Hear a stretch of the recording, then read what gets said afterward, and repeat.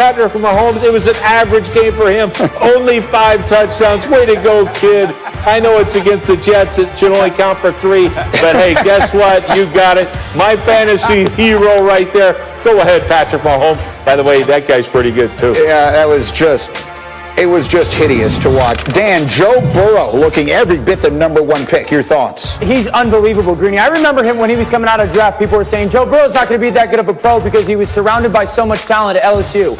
Swing and a miss on that one, folks. I mean, this dude is unbelievable. I think the thing that I love about him the most is that the swag and the moxie from off the field carries on to on the field. And he's been the reason that they've actually been in some games, and he was the reason they won the game yesterday. He was great in the red zone. He gave his guys chances to make plays downfield. I'm absolutely all in on Joe Burrow being a superstar. And then RC, Tua time finally arrives in Miami, and it was not busy. What did you see yesterday? It wasn't only not busy, he was absolutely carried. And listen, you want to be able to carry your guy. You want for your young rookie to be able to acclimate, but we got to see what he can do. This defense was amazing. Brian Flores is showing us that he is one of the top coaches in the NFL. And then defensively, they were able to confuse McVay, put pressure on him every time he went empty, have an answer for everything that they did. But Tua Tagovailoa didn't have to do anything. It was like he didn't play. And then when you told me you guys were going to ask me this, and I had 45 seconds to talk about Tua, I had to try to figure out something to say because he ain't do nothing. Maybe we'll see it going forward. But as far as yesterday, oh no! Well, what you did do, though, was you set up the conversation perfectly when you said the phrase, we got to see what he can do. I hope everyone saw Adam Schefter's very interesting report coming out of Miami yesterday, because I will remind you, of those who don't know, that the Dolphins have Houston's first-round pick this coming season. The Texans have 1 win, which suggests they could wind up being in the market at the top of the draft for some of these really big quarterbacks who'll be coming out, maybe Trevor Lawrence, maybe Justin Fields. And so Schefter reported that one of the reasons, part of the thinking of getting Tua on the field as they did, was that they need to evaluate whether or not they have their quarterback of the future before they can make up their mind what they want to do in the draft. Dan, what do you think of that strategy? Yeah, you don't evaluate your quarterback when you have a playoff football team. I mean, that's what the Dolphins are, is a playoff caliber football team. So you should not be in the thought process of evaluating a young player. I'll sit here and say this, Greedy. If you told me Ryan Fitzpatrick was still the Dolphins starting quarterback today, I would pick them to win the AFC East. I've been that impressed with them over the last month, especially on the defensive side.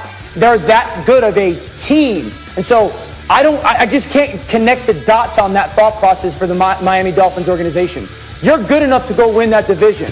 The division is weak in 50% of it. You're good enough to go win the division. Don't bench a guy who's playing really good football that can go take you to the playoffs to evaluate Tua Tagovailoa at the quarterback spot. Rex. Well, first off, I would say this. What if Justin Herbert was your quarterback? How would you feel now? I might pick him to be the 1 seed. Yeah, that's what I'm saying, right? Okay, so to me, here's what I know, okay? And it's fascinating, unbelievable by Adam Schefter, the best by far, okay? Because when I looked at it this way, I just know there's one quarterback on their roster that's not going to take me to a playoff. And that's Ryan Fitzpatrick. I'm sorry, 16 years is a pretty big resume. I don't care that he's had a couple of hot games. To me, Tua, you drafted him 5th overall. Why? Because you know Ryan Fitzpatrick can't get it done. So I'm not going to question Brian Flores at all. And Ryan Clark, talks about this defense. I agree with him. Brian Flores doing a great job. So let's trust that he's trying to evaluate this kid. I mean, not necessarily trying to evaluate. He's trying to win right now with Tua. Are we concerned because he's so short and he's got maybe a possible hip injury and there's durability questions about him? Then why the hell did we draft him? That was why I said it was the biggest gamble in the history of the NFL draft. And I still see it, but I'm still pulling for the kid at the same time. Well, so RC, I mean, it could be an example, if this is really the primary part of the thinking of an organization putting the organization ahead of the team. And that's an interesting thing to do at a point, as Dan just said, where the team looks pretty good and the division looks gettable. Yeah, but I feel like they've been doing that since Brian Flores became the coach. You know, we looked at them stockpiling picks, giving away good players, and then Ryan Fitzpatrick and Brian Flores find ways to win games. And then now this season, this Josh Poyer defense is amazing. This defense can win playoff games today. Right. When Byron Jones is healthy, when Xavier Howard is right, they can win games today. And so if you can win games with this defense right now, but your quarterback can't win you a playoff game, but your quarterback can't play you into a playoff game, which they don't know if Tua Tagovailoa can, then you don't make this choice. This is not a winner's choice. To make a draft pick and now be questioning that draft pick, if the reports are true, and now be questioning that draft pick so much that you just have to throw him out there so you can see him in live action just to know that he can do it. Listen, 2 wrongs don't make a right. 3 lefts, like they just don't. 2 wrongs don't make a right. So trying to correct a missed draft or a bad draft pick by allowing your team to fail is not the way to fix it. If you think you're wrong, go ahead and be wrong and use that pick going forward. But don't hurt the men on this team right now, the coaches on this coaching staff that has done such a great job by trying to fill out a quarterback when you have a team that's ready to win everywhere else right now. Especially since you don't have any control over what Houston does. You really can't control where you end up drafting in this. But I feel someone should say this. I mean, there were people talking about Tua like he was going to be the best player in the league. This isn't for me a talent thing about Tua. I think Tua is going to be a great pro. This is for me about the now. Like right now, you have a team that can go win your division.